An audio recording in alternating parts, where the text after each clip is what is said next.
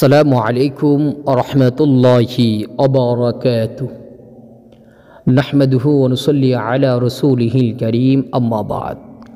সম্মানিত দিনী ভাই বোনেরা, আপনারা সকলে কেমন আছেন? আশা করি আল্লাহ সুবহানাহু ওয়া তাআলার রহমতে সকলেই ভালো আছেন। আমিও আল্লাহ সুবহানাহু ওয়া তাআলার রহমতে খুবই ভালো আছি, আলহামদুলিল্লাহ। সম্মানিত দিনী ভাই বোনেরা, আজকে আপনাদের মাঝে একটি বিষয় নিয়ে আসলাম, কোরআনী বিষয়। বিষয়টি হইতেছে ধনী হওয়ার জন্য বা অভাব অনটন দূর করার জন্য কোরআনী ছোট্ট একটা আমল। যে ব্যক্তি এই আমলটি করবে, আল্লাহ তাআলা তাকে ধনী বানিয়ে দিবেন। আমাদের বহু মানুষ আছে বর্তমান সংসারে অভাব অনটন লেগেই থাকে। যে পরিমাণ উপার্জন করি এ দিয়ে সংসার চালানোর জন্য হিমশিম খাই আমরা। আবার অনেকেই অনেক চেষ্টা করেও কোনো চাকরির ব্যবস্থা করতে পারতেছে না, ইনকামের কোনো ব্যবস্থা করতে পারতেছে না। তারা যদি বিশ্বাসের সাথে ইখলাসের সাথে কোরআনী আমলটি করতে পারেন, দেখবেন আল্লাহ আপনাকে ধনী বানিয়ে দিবেন। কিছুদিনের ভিতরে দেখবেন আপনি ধনী হয়ে যাবেন ইনশাআল্লাহ। আমলটি কি? দুইটা আমল করতে হবে।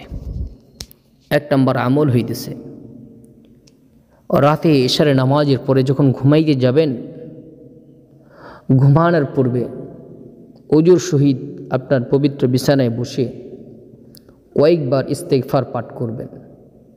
এরপর যে কোনো দুরূদ শরীফ 1000 বার পাঠ করবেন। বহু দুরূদ শরীফ আছে, এর মধ্যে সবচেয়ে ছোট্ট একটা দুরূদ হইতেছে সাল্লাল্লাহু আলাইহি ওয়াসাল্লাম, সাল্লাল্লাহু আলাইহি ওয়াসাল্লাম 1000 বার পাঠ করবেন।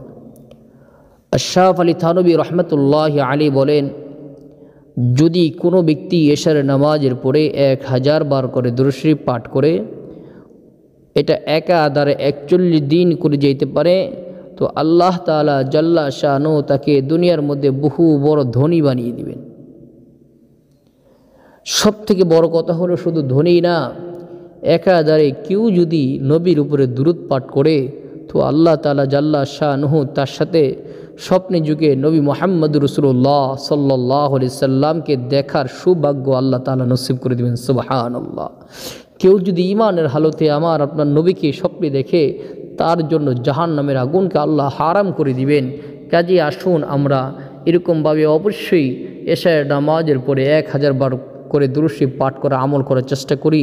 দুনিয়াতেও ফায়দা হবে, দুনিয়াতেও আল্লাহ ধনী বানিয়ে দিবেন, আখিরাতেও আল্লাহ তাআলা বিনা হিসাবে আমাদেরকে নাজাত দিয়ে দিবেন, যেহেতু জাহান্নামের আগুন আল্লাহ হারাম করে দিবেন। এটা হলো 1 নম্বর।